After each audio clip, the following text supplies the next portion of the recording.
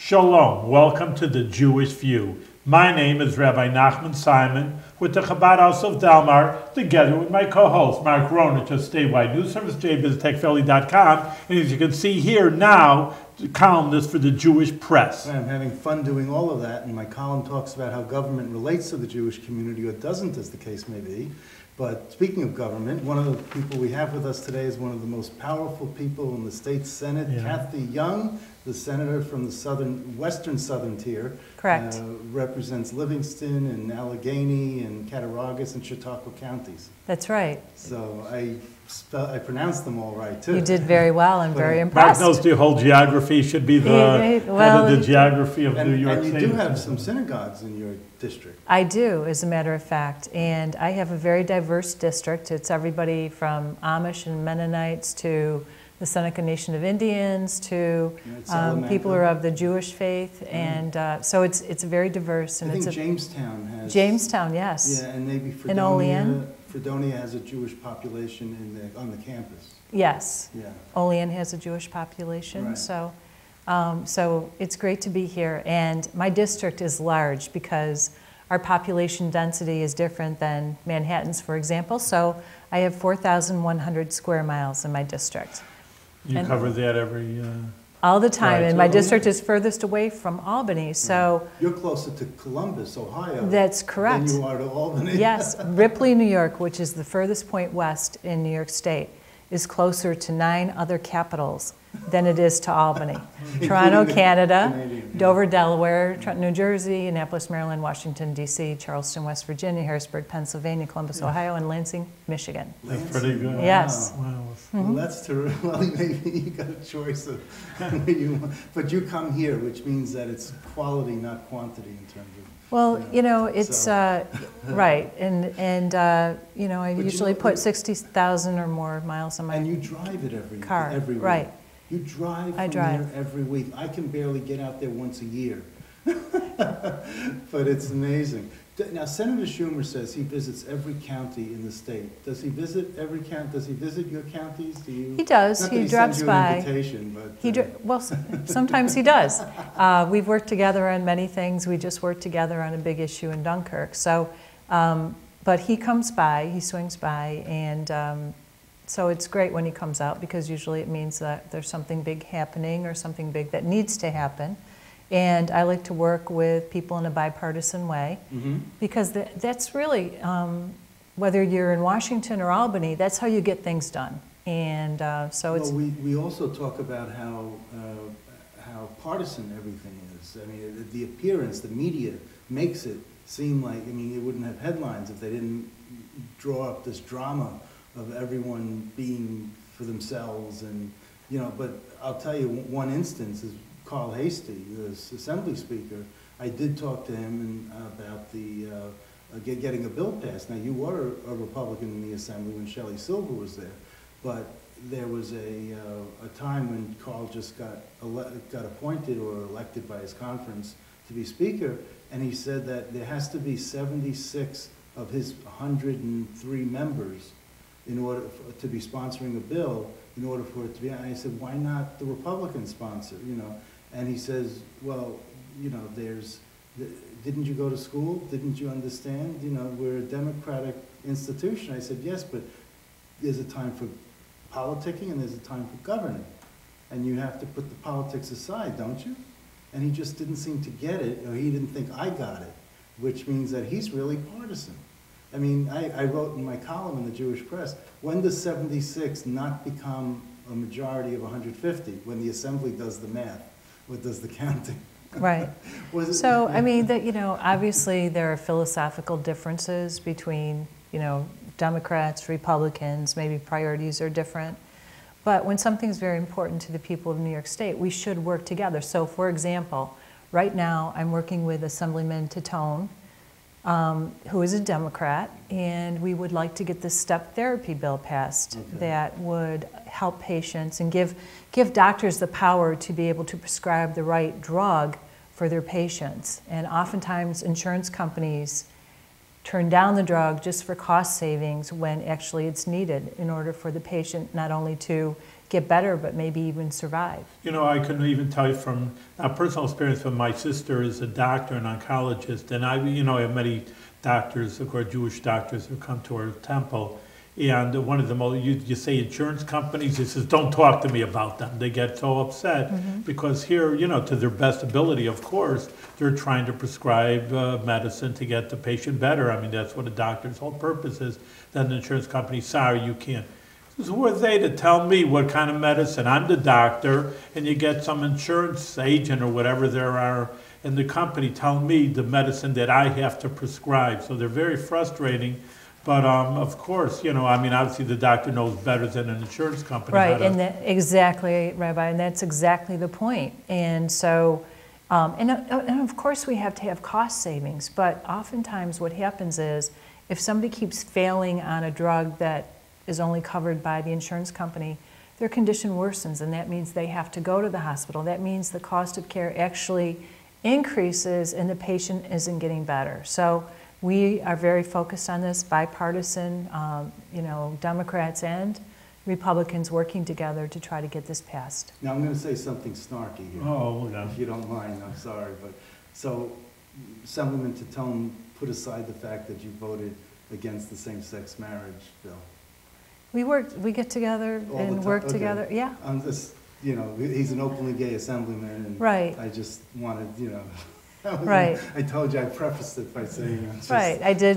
He put it aside. He holds no grudges. No, he doesn't. And okay. Danny O'Donnell. I mean, I get along with everyone, and we may strongly disagree about certain issues. I did vote to protect traditional marriage, and but that doesn't mean we can't work together on other issues. You talk about, once you brought up that note, just to me it's very interesting. You say partisan, not partisan, that you are a female, and like Mark says, that you're in a very powerful position in the Senate, which is obviously, it's a powerful, organization. But, that's something fairly new. I don't know, not 2 years, but, I know I'm 29 years old, but I've been around for a number of years. But that's something very, new on the cutting edge, that women have leadership roles.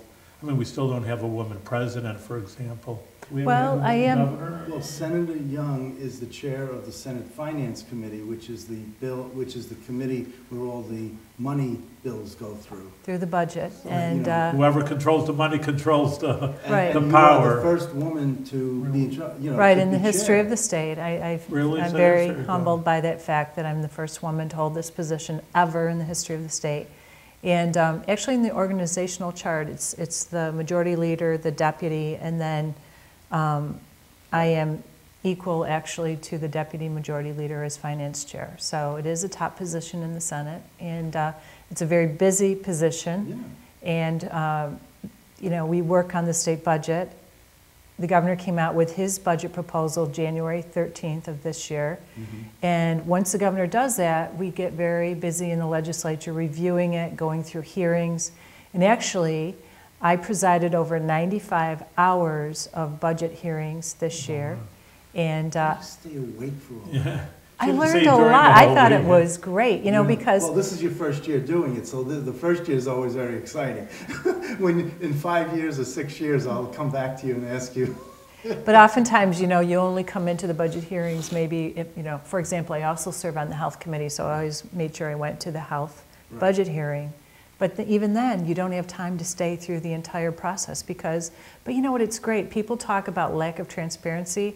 We had hours and hours of hearings, and not only did the commissioners come in from transportation, health, education, mental health, agriculture, to testify and answer questions about the governor's proposal and update the legislators on what's happening with the state agencies or whatever area they cover.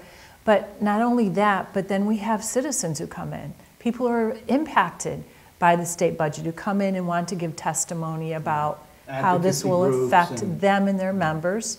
And so it's actually a great process, I have to say. And I learned a lot. After 18 years in the legislature, I learned a lot this year. It's not so much where whether you're transparent or not, but it's also, let's say, the health commissioner or the health department, the agencies are not always transparent. For example, Commissioner Zucker, Howard Zucker, the health commissioner, also gets a second salary from the Health Resources, Inc., another agency. And I asked time and again if he, you know, to tell me how much money he gets for that extra, how much extra money, because he's double dipping in a sense, 2 salaries.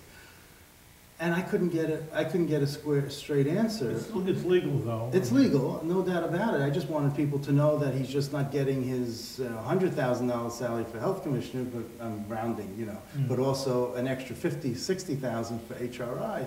And I had to get your assemblyman, Andy Goodell, to ask him the question during the hearing. Oh, you were behind that. I was behind that. And it was you. I slipped him a note and I said, that's how absurd it is that I never did that before in all my years. I'm here 36 years and I never had to do that, but I wasn't getting a straight answer, so I asked Andy if he would do me a favor, and he did, and I got somewhat of an answer, because even the health commissioner said, oh, I don't know, 50, 60,000. Now I'll tell you, if I'm earning 50, 60,000, I'm gonna know exactly how much. I mean, this is not small change. Right. So I'm just saying that the lack of transparency. And that's a great point, Mark, in that the legislature actually has passed ethics reforms so that we are disclosing more than ever. We have to disclose everything every single year. We just went through this process this past week where we filed our annual disclosure forms. But what's good for the legislature really should be across the board, and everyone should be disclosing about outside income, where they're getting extra money from, and I think that would go a long way in solving some of the issues that we face here in Albany, unfortunately based on corruption. I wanted to bring up a point. This Senate Majority Leader is John Flanagan. His father served in the Assembly before John served in the Assembly before the Senate. But when his father was in the Assembly, he had a conference called Women of the House. And he wanted to promote the idea of more women in the legislature. And I could see his son, the Majority Leader, taking that one step further by appointing you as chair of the Finance Committee. I mean, it must be a tribute to his father as well. I hear wonderful things about Senator Flanagan's father. You know, when I first was elected to the State Assembly in 1999, he wasn't there. John had already been elected, his son, but certainly he was a legend as far as being effective, being an orator, yes, how he presented himself, and I think it's very special that you knew him. How many women are there? And now there are more women in the Assembly than ever before. What's the number? Well, I mean, I can count. I got the list here, but I know you have always But I'll tell you that the average tenure for a legislator is only about 10 years. Most, I mean, there are some who are there 40 years, but some who only last a year or two or one term. And I think that there's some people just get upset. But yes, since 2000, the last 15 years, there's been a huge turnover. And I just think, and that's when those are the years where there was big corruption going on, 2000 to 2016. And there's just a lot of turnover. Mm-hmm. And whether you're in the Senate or the Assembly, it's usually, the average age is about 60 for each legislator and about 10-year tenure. Mm-hmm. So I did the analysis this weekend, in fact. So I just thought I'd let you know. And thank you for outlining my age. However, as I pointed out to you, say it out loud. You're adding a year too soon. We are 4 days apart. I'm November 18th, you're November 22nd, and we're the same year, and I won't say it out loud. Thank you. I was going to say, since you're 29, you got a lot of years to go over here. That's what I was. So let me ask you about one other issue also, is the opioid. The Senate Task Force on Opioid Addiction just released a report. Could you talk about that? Is that part of your health committee? You were on the task force. Yes, I am on the health committee, but there's a special task force that has been appointed. And actually, we've been operating for 2 years now. So we've passed some heroin and opioid abuse bills last year. We passed a whole slew this year, and this is such a crisis, and it's everywhere. You go across New York State, you hear tragic stories of people being addicted to opioids or heroin, dying.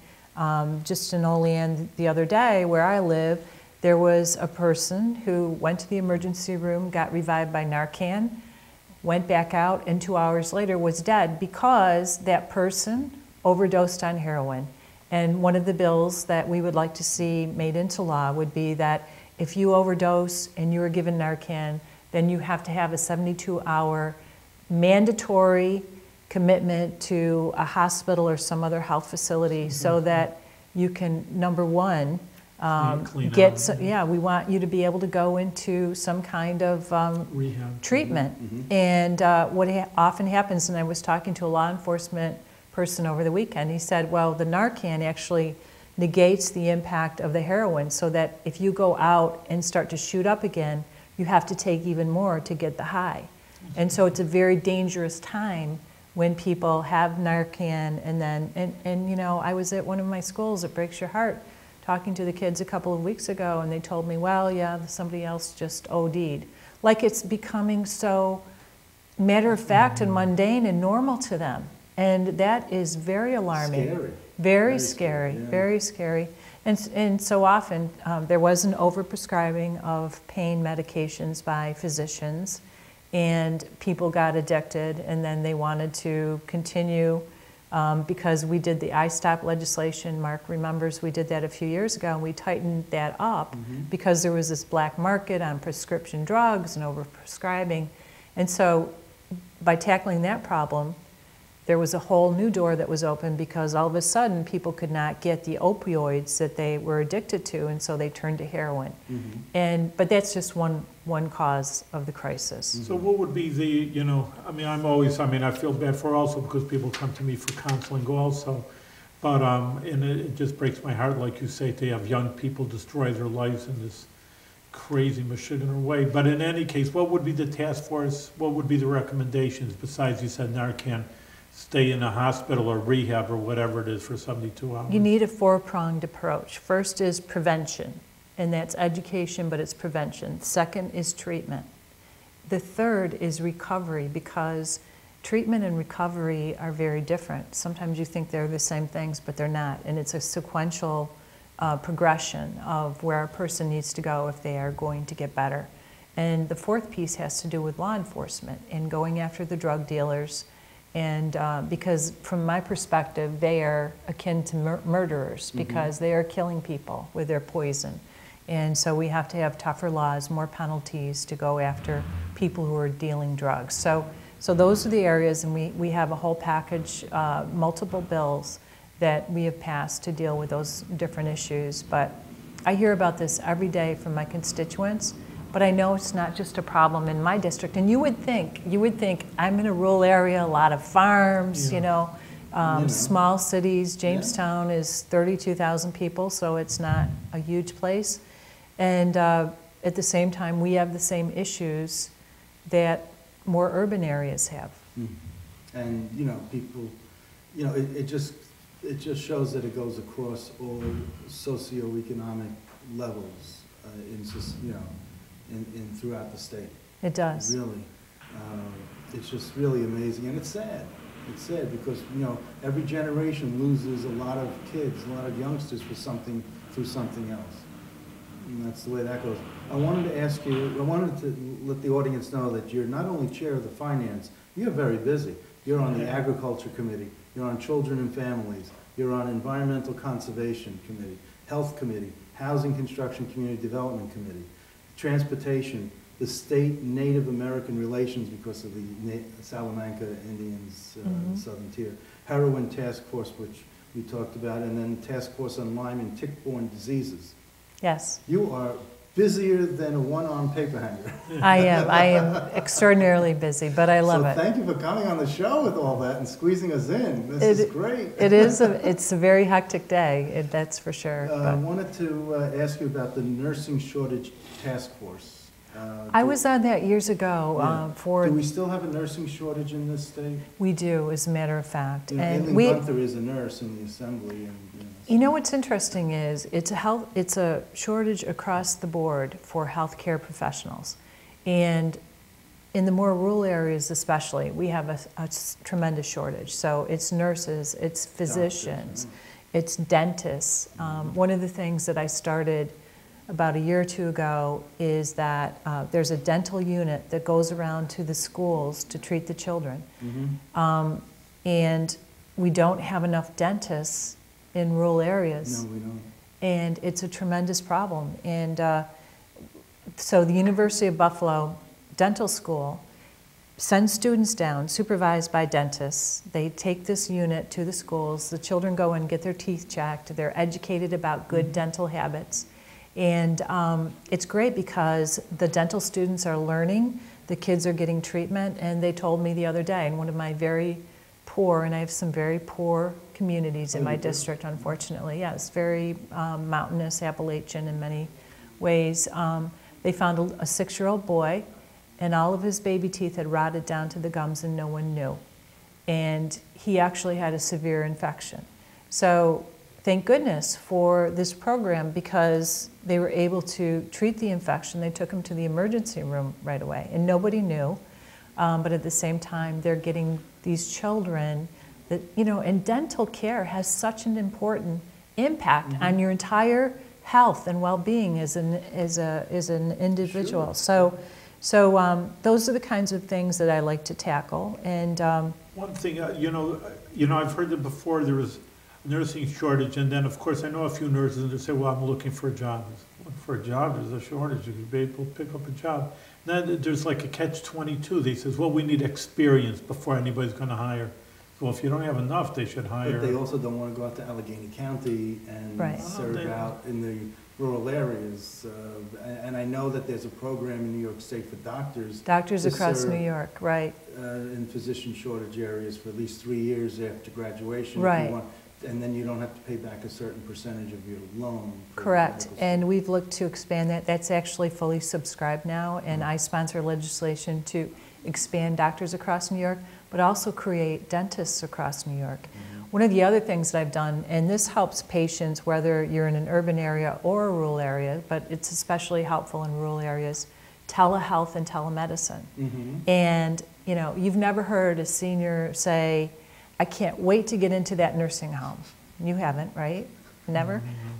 So, but telehealth and telemedicine can help senior citizens be able to stay independent at home longer because, for example, you can monitor somebody's blood pressure. You can monitor their weight. If somebody wakes up one morning and steps on the scale and they've gained 20 pounds, that can mean that they have congestive heart failure, some kind of kidney problem. So you can monitor people, but at the same time, in rural areas, if you go to the hospital, you can consult with an expert. Say someone's having a stroke. You can actually consult through telehealth with an expert so that that person gets the best care possible. So it's very exciting from a technological standpoint, but we need to bring more health care to people because people need to have access to quality health care. And one of the bills that you're carrying this year is to enact the Independent Senior Housing Resident Freedom of Choice Act. Right. That's a mouthful. It is. What does it mean? You know, but you were just talking about, you know, not going into a nursing, you know, no one's looking to go into a nursing home, but, you know, here you have a bill to keep seniors independent. Right. So I think Well, how would it work? along. I mean, just because of this the health, or I mean, sometimes they need aides. Well, sometimes they want to be independent, be able to stay home. Sometimes they need a step up in care, something like assisted living. But oftentimes there isn't enough assisted living.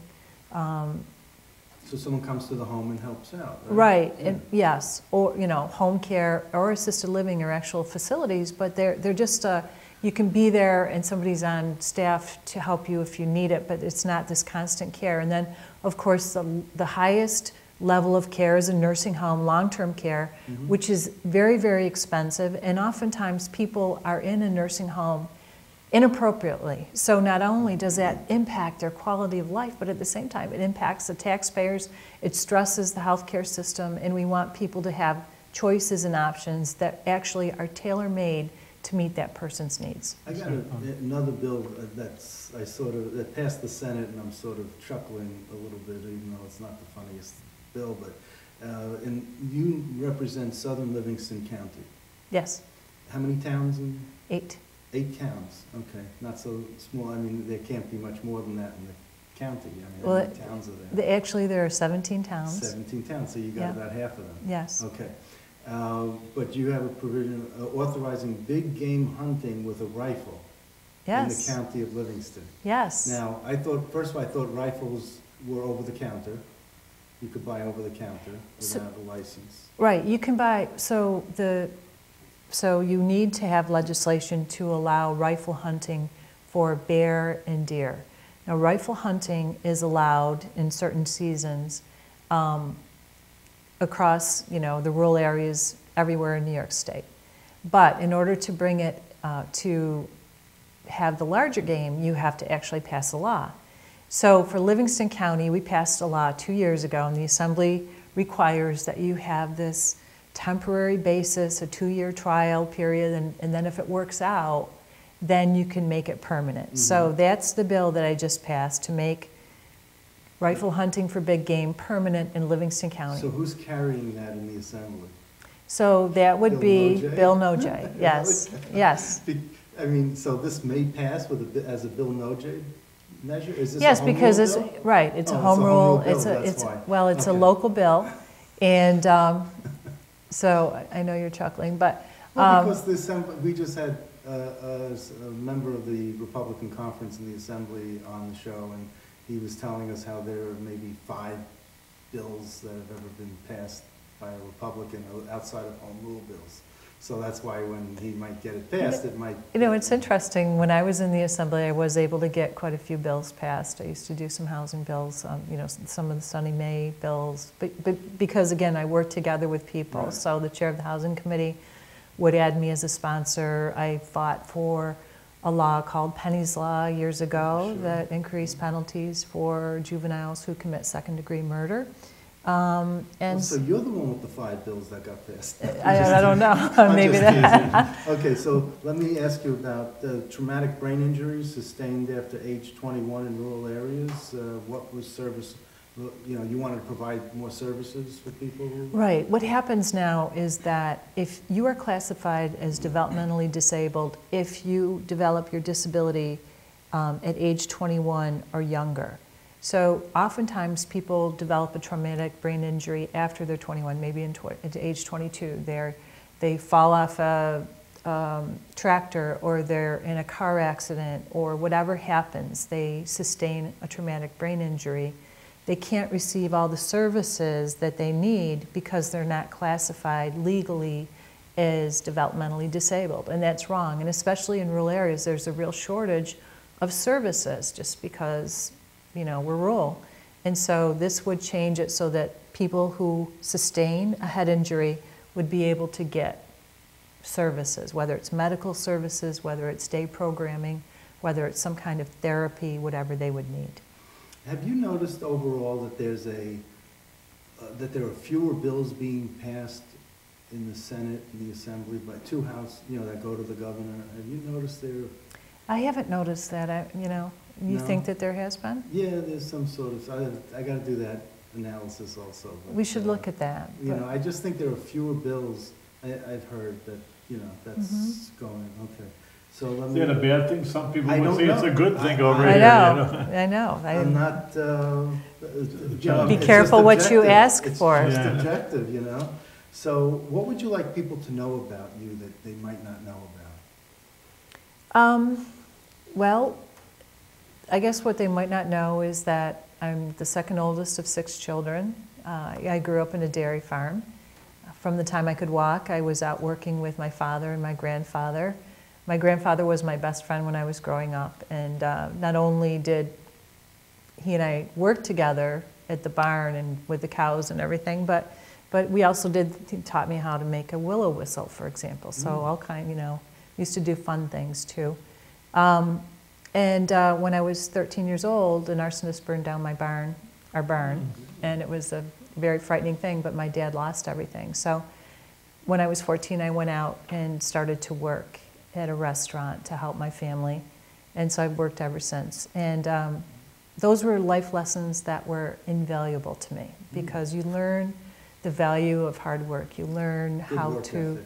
reach out to neighbors in times of need. All those things that they're great life lessons that I carry with me now. And I think that's what motivates me to want to serve as a public servant, because I want to do good things. I want to get things done for the people in my district, but also good things done for the people of all of New York State. I think that's the driving force that that keeps you going and wanting to drive those many miles in between Olean and Albany. So keep on trucking, keep on Keep driving. on trucking, I love it. You're one of I can tell you're from the 70s too. Keep on trucking. You're one of my. He's older than both of us over You're one of here. my favorites in the legislature. Well, thank you. And I'm glad that you were able to get into the state legislature. I'm glad that you were able to rise from the Assembly to the Senate. It's unfortunate what happened that allowed all those Yes, bumps, it is. because there were a couple of deaths, untimely deaths that happened, but with predecessors. So I'm just saying, I'm just happy that, you know, when something bad happens, something good, you know, one door closes, another one opens, and, you know, I'm glad that you're one of the good ones, because I'm tired of all this other stuff going on in the Capitol. So keep up the good work. Thank you. Senator, you're doing great work, and for the people I see, you're really doing a great job for the people in New York State and your community. Continue going and do it with good health. And you're aging better than I am. Yeah. So Well, you are older, you know. Yes, I am. 4 days. That's right. Thank you. Thank you.